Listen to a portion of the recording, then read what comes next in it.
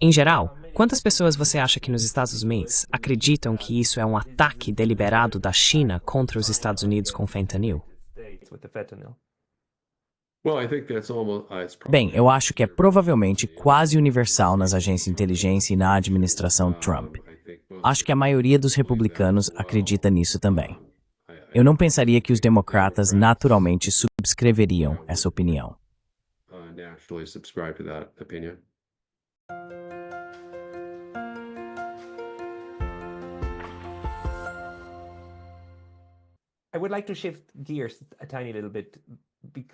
Gostaria de mudar um pouco de assunto, porque me pergunto sobre as políticas domésticas que estamos vendo acontecer. E esse impulso agora desse ataque frontal que Donald Trump está fazendo contra o Estado profundo, contra o Estado permanente, agora atacando o USAID, nomeando Tulsi Gabbard como sua diretora de segurança nacional.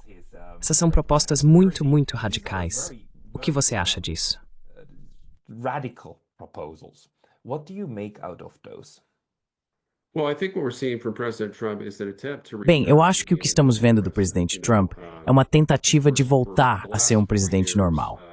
Você sabe, nos últimos 4 anos, na verdade, provavelmente nos últimos 8 anos pelo menos, as agências de inteligência dos Estados Unidos e a aplicação da lei federal foram armadas contra a administração Obama e, mais recentemente, contra os inimigos políticos do regime Biden. E eu acho que essa é, você sabe, a prioridade de Trump, e seu foco é despolitizar essas agências. Então há muita corrupção. Há muitos, você sabe, globalistas, belicistas do Estado profundo nessas agências. Muitos que realmente apoiam o autoritarismo.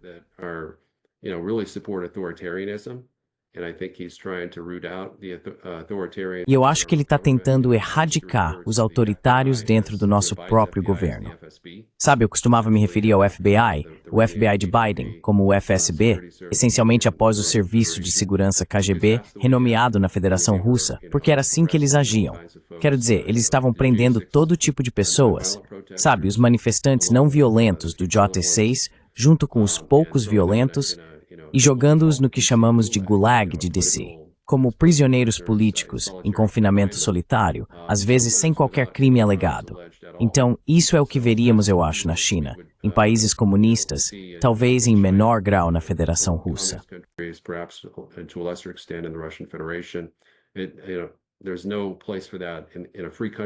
Não há lugar para isso em um país livre, muito menos nos Estados Unidos da América. Então acho que esse é o foco principal dele. Acho que ele quer reduzir o tamanho do governo. Acho que ele quer auditar a ajuda à Ucrânia especialmente, mas toda a ajuda externa em geral, exceto a assistência dos Estados Unidos a Israel e Egito, que é mandatada pelos acordos de Camp David. Acho que ele quer manter esse tratado de paz em vigor. Então ele não vai mexer nisso. Mas a auditoria da ajuda à Ucrânia em particular, acho que é muito importante. Acho que revelaria, sabe, muita corrupção.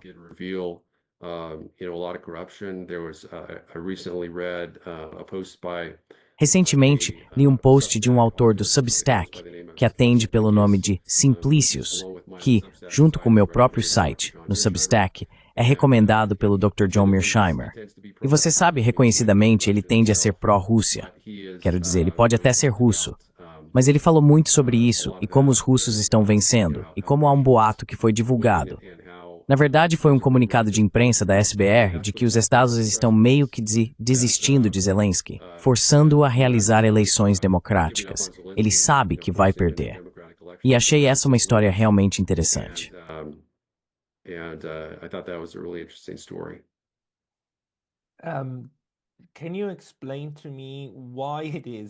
Você pode me explicar por que Donald Trump está agora sugerindo tarifas sobre seus 2 vizinhos e aliados mais próximos, como Canadá e México, mais altas do que as que ele propõe para a China?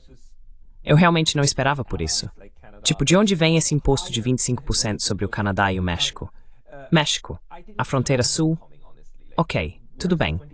Eu meio que entendo isso. Mas por que o Canadá?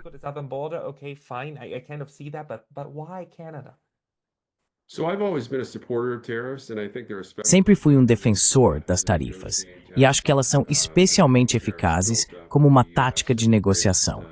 Quero dizer, acho que as tarifas transformaram os Estados Unidos na maior potência industrial de manufatura do mundo. Elas foram superadas, acho, quase 4 vezes pela China.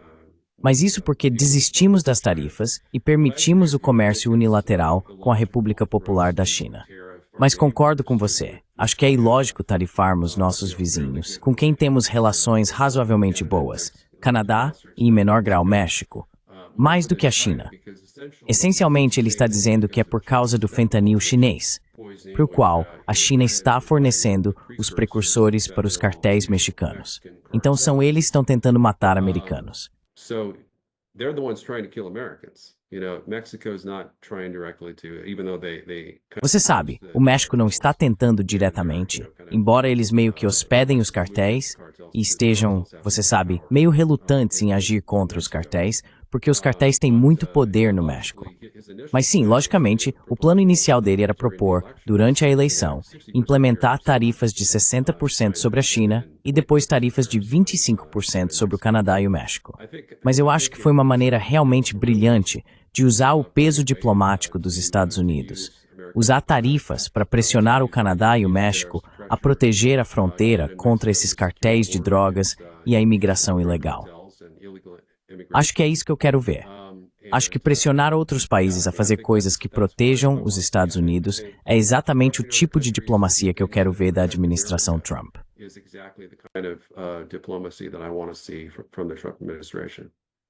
Mas ambos a fronteira com o Canadá é um problema como ponto de entrada de fentanil.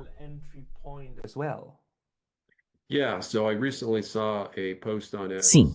Recentemente, vi uma postagem no X que relatava que havia, acho que um total de 46 libras de fentanil. E acho que isso é suficiente para matar, quero dizer, 97 mil americanos. Pode ser 970 mil americanos. Então ainda poderia matar de 100 mil a 1 milhão de americanos, a quantidade de fentanil na fronteira canadense. Mas, admitidamente, o problema do fentanil e o problema dos imigrantes ilegais são muito menores do lado do Canadá. Portanto, se essa for a verdadeira razão, você presumiria que o México receberia uma ameaça de tarifa mais alta do que o Canadá, porque o problema é muito menor do lado canadense.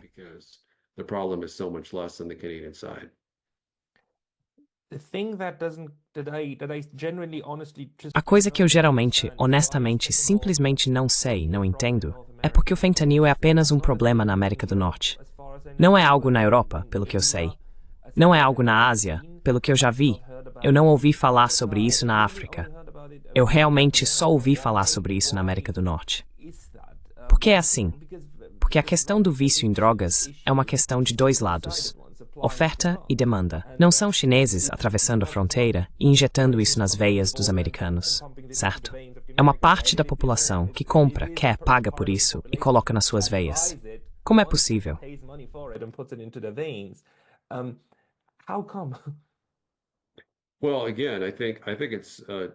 Bem, novamente, acho que é a China tentando deliberadamente enfraquecer os Estados Unidos. Parte do esforço deles para enfraquecer os Estados Unidos não foi apenas espalhar a Covid para a América, que foi uma espécie de arma biológica financiada pelos Estados Unidos, que eles projetaram no laboratório de Wuhan e foi liberada acidentalmente. Então eles fizeram tudo o que puderam para espalhá-la para os países ocidentais, para nos enfraquecer e nos matar. Mas também é para usar o fentanil. Acho que a China está exclusivamente mirando nos Estados Unidos com o fentanil.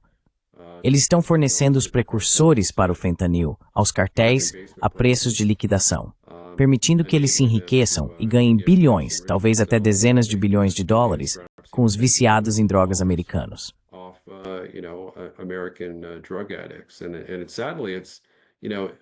Infelizmente, muitos desses comprimidos, estudantes do ensino médio, talvez até do ensino fundamental, compram o que acham que é algo bem leve, algum tipo de analgésico de baixa dosagem, e está misturado com fentanil, e eles morrem por causa disso.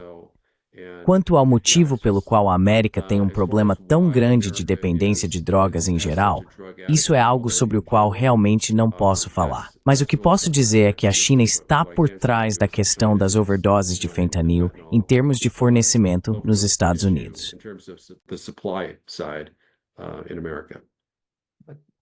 Qual é a camisa antiga? like a bad strategy, even if it's true, because you're killing off the poor part and the disenfranchised part of the other countries. Like, why would you do that? I mean, the fentanyl thing makes more sense to me in terms of like, okay, there's like illegal organizations all over the place, including in China, including Mexico, including the United States, and they link up in order to create drug trade, which is the oldest problem in the world, and that like, O problema no mundo, como os europeus, é que eles têm drogas que circulam. E nós tentamos reprimir isso.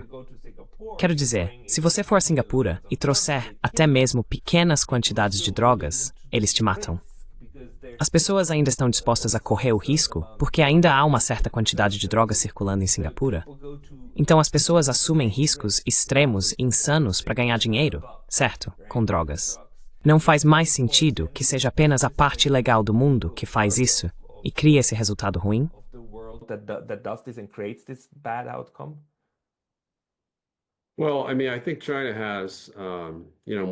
Bem, quero dizer, acho que a China tem, você sabe, objetivos mais nefastos. Li que eles estão tentando desenvolver uma arma biológica que mata exclusivamente caucasianos ou cidadãos não chineses.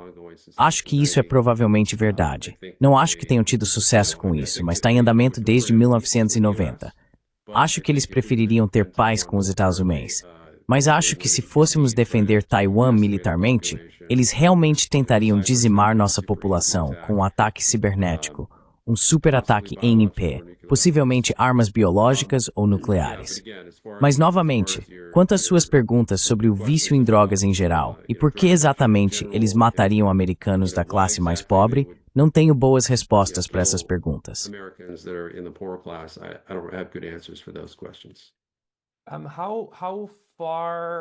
Quantas pessoas nos Estados Unidos você acha que compartilhariam sua análise? Especialmente, digamos entre os conservadores. Eu não sei. Quero dizer, em geral, quantas pessoas você acha que nos Estados acreditam que isso é um ataque deliberado da China contra os Estados Unidos com o fentanil?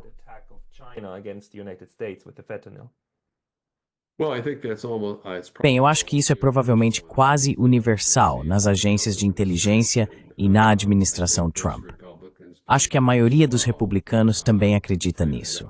Eu não pensaria que os democratas naturalmente subscreveriam essa opinião.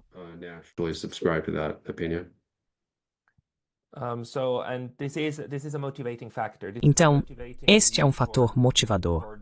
Esta é uma crença motivadora para as ações de Donald Trump contra ambos os vizinhos e contra a China. Porque a questão é, se o que você está descrevendo é verdade e é um ataque deliberado, então esta é uma resposta razoável. Se isso não é o que está acontecendo, se o tráfico de drogas é mais algo que talvez os chineses não reprimam o suficiente, e os outros não reprimam o suficiente, mas eles não usam isso como uma estratégia deliberada para enfraquecer os Estados Unidos, então essa estratégia não alcançará o propósito pretendido, certo? Porque está fora do âmbito de poder dos outros caras.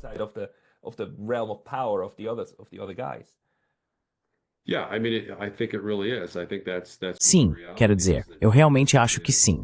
Acho que a realidade é que a China está tentando matar e conseguindo matar pelo menos 75 mil americanos por ano, através do envenenamento por fentanil.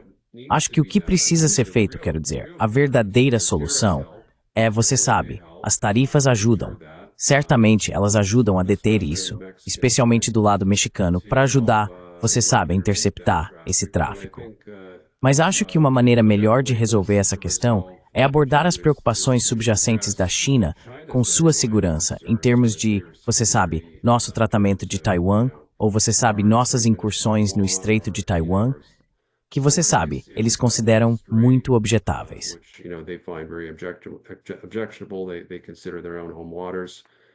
Eles consideram essas águas como suas próprias águas territoriais. Então acho que precisamos desescalar no Pacífico Ocidental e no Extremo Oriente. Se tivermos melhores relações com a China, então podemos, eu acho, como parte de um acordo comercial ou um acordo que incluiria resolver a questão de Taiwan inteiramente com o que eu propus, uma espécie de confederação ao estilo da UE entre Taiwan e China, onde Taiwan se tornaria parte de uma União Chinesa ou uma União de Repúblicas Chinesas. Acho que isso seria suficiente para fazer a China parar de tentar matar americanos através do fentanil e elaborar maneiras de nos destruir a longo prazo, no caso de irmos à guerra com eles, por causa de Taiwan.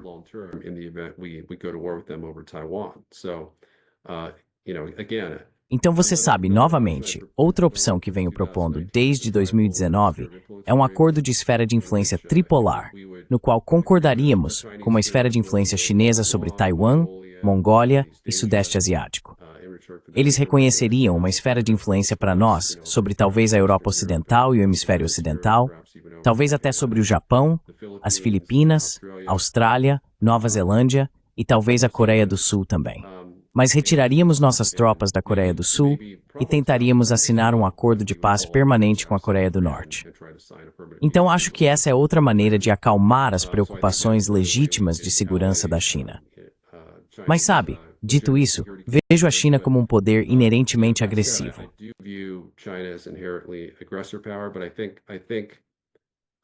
Mas eu acho que podemos usar uma mistura de diplomacia e contenção para mitigar as intenções agressivas da China.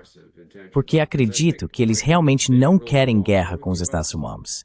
Eles estão se preparando para a guerra, assumindo que os Estados Unidos vão defender Taiwan e estão mobilizando sua economia e forças militares para a guerra. No curto prazo, acho que eles estão esperando Trump se tornar presidente antes de bloquearem Taiwan. Porque eles realmente acreditam, e acho que provavelmente estão corretos, que Trump vai optar por um acordo de paz para resolver um bloqueio em vez de tentar romper um bloqueio militarmente e nos levar ao caminho da guerra nuclear.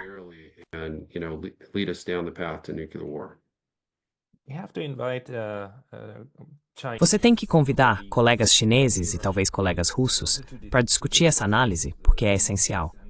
Quero dizer, eu concordo absolutamente. E ainda estamos passando por momentos incrivelmente perigosos. Mas o que também percebo é que é realmente difícil saber o que o outro lado está realmente fazendo. E assim como os Estados Unidos não são um ator unitário, certo? Existem pessoas como Rand Paul e pessoas como Tulsi Gabbard e até mesmo os neocons. Todos estão por aí. E todos influenciam um empurra e puxa.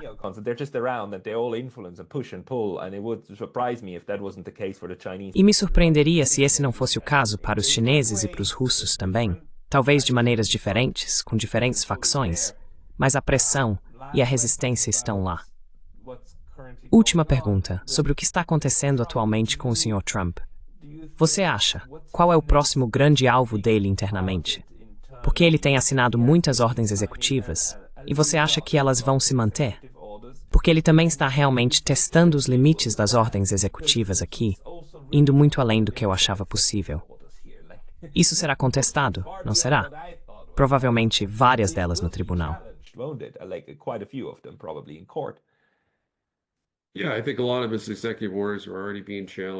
Sim. Acho que muitas das suas ordens executivas já estão sendo contestadas. E sabe, acho que ele está fazendo a coisa certa. A maioria republicana está na Câmara dos Representantes e o Senado está bem, mas ainda temos que superar o filibuster. Nossa maioria na Câmara acha de 207 a 215, com as renúncias de 3 membros do gabinete de Trump exigindo a necessidade de eleições especiais que não serão concluídas até o próximo mês. Então, acho que o propósito dessas ordens executivas é reverter as tendências autoritárias extremas que vimos nas ordens executivas de Biden.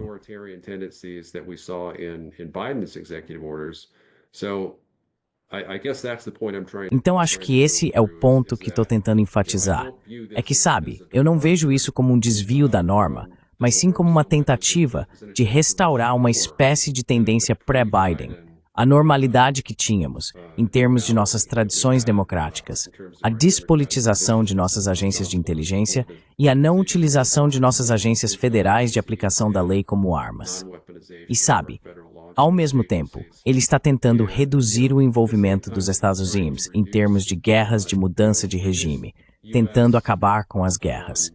A USAID, é claro, desempenhou um papel fundamental na Revolução de Maidan, como um grupo de fachada da CIA, que forneceu 5 bilhões de dólares aos grupos de oposição ucranianos, sem os quais não teria havido uma Revolução de Maidan.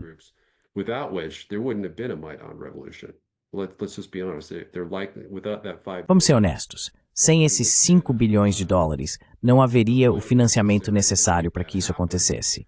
E a Ucrânia provavelmente ainda teria 100% de seu território reconhecido internacionalmente. Então isso é fundamental, sabe? Fazer tudo o que pode para desfinanciar e acabar com guerras. Como ele mencionou, acho que eles referenciaram seu discurso inaugural.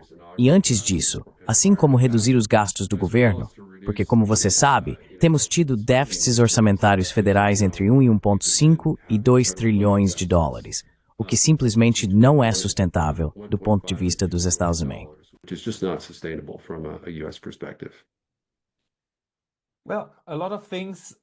Bem, muitas coisas vão se esclarecer nas próximas semanas porque as direções para os próximos 4 anos estão sendo definidas agora.